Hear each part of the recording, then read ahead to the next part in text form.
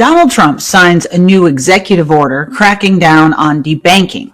What is it? How big a problem is it? And how much will this order actually do to combat the practice? From the opinion pages of the Wall Street Journal, this is Potomac Watch.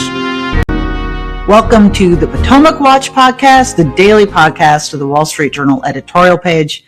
I'm Kim Strassel, your host today, and I'm joined by two colleagues who last I knew had not been debanked, but nonetheless know a lot about the question, Alicia Finley and Monet Ukwe-Barua.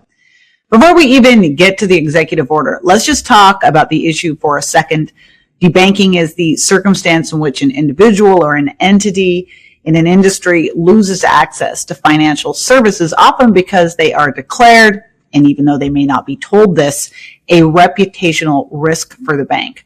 No less than Donald Trump says that it's happened to him. Let's hear him talk about the experience. Well, I had hundreds of millions. I had many accounts loaded up with cash. I was loaded up with cash, and they told me, I'm sorry, sir, we can't have you. You have 20 days to get out. Then what happens is I call up Bank of America routinely, and I speak to him, and I speak to a couple of people, and they have zero interest. I ended up going to small banks all over the place. I mean, I was putting 10 million here, 10 million there, did 5 million, 10 million, 12 million. I have them all over the place, the craziest thing. And that's because the banks discriminated against me very badly. And I was very good to the banks. I had the greatest economy in the history of our country when I was president. They totally discriminated against, I think me maybe even more, but they discriminated against many conservatives. You know, I told that story and sitting around tables with other people that were conservative or Trump supporters. I think the word might be Trump supporters more than conservative. Other prominent people have claimed that they've been debanked. There are entire sectors like crypto world that make claims too, conservative organizations, down to average folks who say they've just been tagged maybe because of their last name or their religious affiliation. In a hearing earlier this year at the Senate Banking Committee, there was a number thrown around that the Consumer Financial Protection Bureau had received 12,000 complaints about this in the past 3 years alone.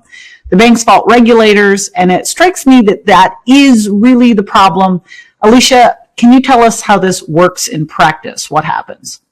So what has happened in the past is, going back to the 1990s, the bank regulators started grading banks based on their reputational risk. And what that means is that if they provided accounts or loans or provided other financial services to certain industries or groups that were deemed a reputational risk, and during the Obama administration, the FDIC examiners applied this label to a host of unsavory businesses, for instance, pawn shops, payday lenders, gun retailers.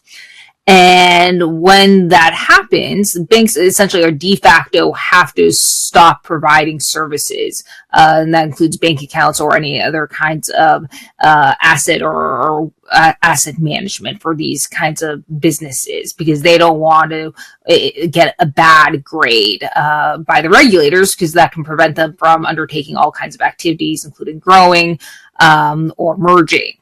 So that is one issue that's been that has led to a lot of businesses being debanked. Now, another second issue that really seems to have cropped up more after the January 6th riots, is that banks have to comply with the Bank Secrecy Act.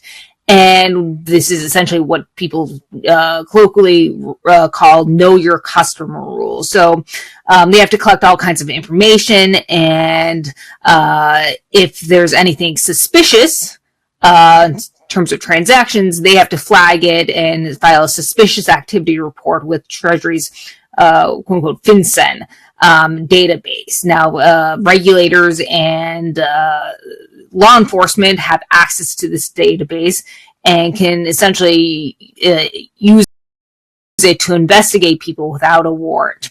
So what happened after the January 6th riots is that the FBI and some Treasury officials put put pressure on the banks by quote unquote suggesting or recommending that banks flag certain individuals that appear to have been tied to the riots in this FinCEN database, so they could essentially investigate them without actually getting search warrants.